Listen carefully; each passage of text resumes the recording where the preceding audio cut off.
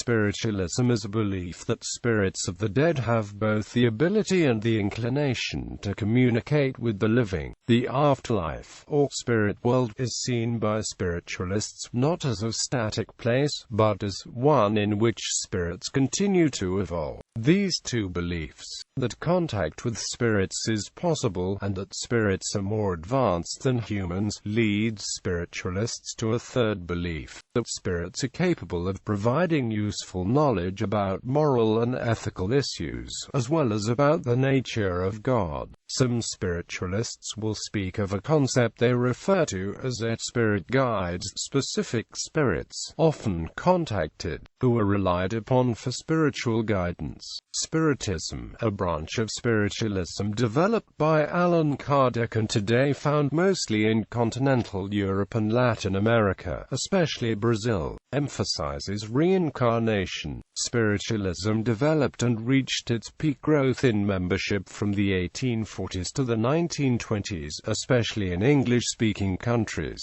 By 1897, spiritualism was said to have more than 8 million followers in the United States and Europe, mostly drawn from the middle and upper classes. Spiritualism flourished for a half-century without canonical texts, a formal organization, attaining cohesion through periodicals, tours by trance lecturers, camp meetings, and the missionary activities of accomplished mediums. Many prominent spiritualists were women, and like most spiritualists, supported causes such as the abolition of slavery and women's suffrage. By the late 1880s, the credibility of the informal movement had weakened due to accusations of fraud perpetrated by mediums, and formal spiritualist organizations began to appear. Spiritualism is currently practiced primarily through various denominational spiritualist churches in the United States,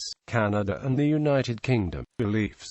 Although various spiritualist traditions have their own beliefs, known as principles, there are some shared concepts. A belief that the soul continues to exist after the death of the physical body. A belief in spirit communication. Even after death it is possible for the soul to learn and improve. A belief in a God, are often referred to as infinite intelligence, the natural world considered as an expression of said intelligence. Personal responsibility for life circumstances.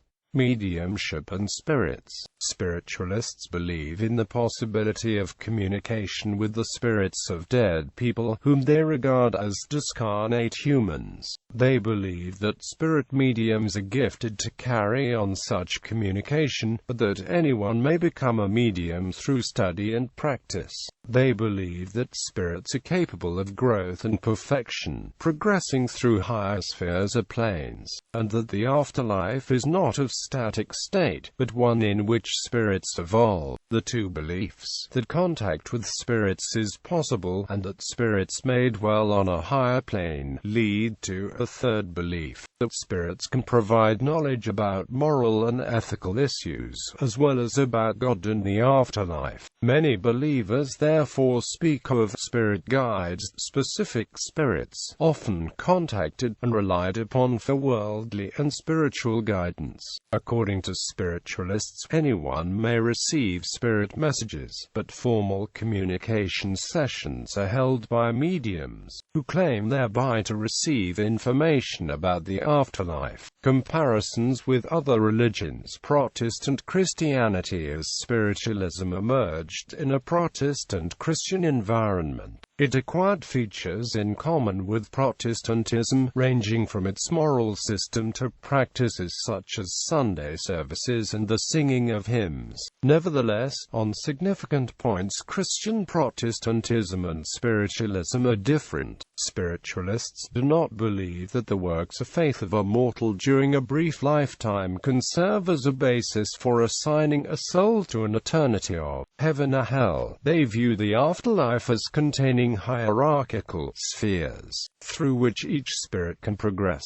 Spiritualists differ from Protestant Christians in that the Judeo-Christian Bible is not the primary source from which they derive knowledge of God. and the afterlife. For them, the personal contacts with spirits provide that. Also, Christianity, following the Council of Nicaea and the teachings of Paul, has traditionally asserted that there will be a bodily resurrection of the dead, and a physical, not merely spiritual, afterlife. This view is self-evidently incompatible with spiritualism, where the merely spiritual existence is superior to the embodied one. There are quite a number of spiritualist churches which are explicitly Christian in theology, forms of worship and praise, and liturgical orientation. Among these Christian spiritualist groups are the historically African-American denominations collectively known as the Spiritual Church Movement, a group which includes multi-church organizations such as the Metropolitan Spiritual Churches of Christ, and Pentecostal Spiritual Assemblies of Christ International. Judaism. It is held by some adherents of the Jewish religion that spiritualism is strictly forbidden by the Bible. In Leviticus, one of the books concerning God's laws to Moses, it is written that God says, "I will set my face against the person who turns to mediums and spiritists to prostitute himself by following them, and I will cut him off from his people."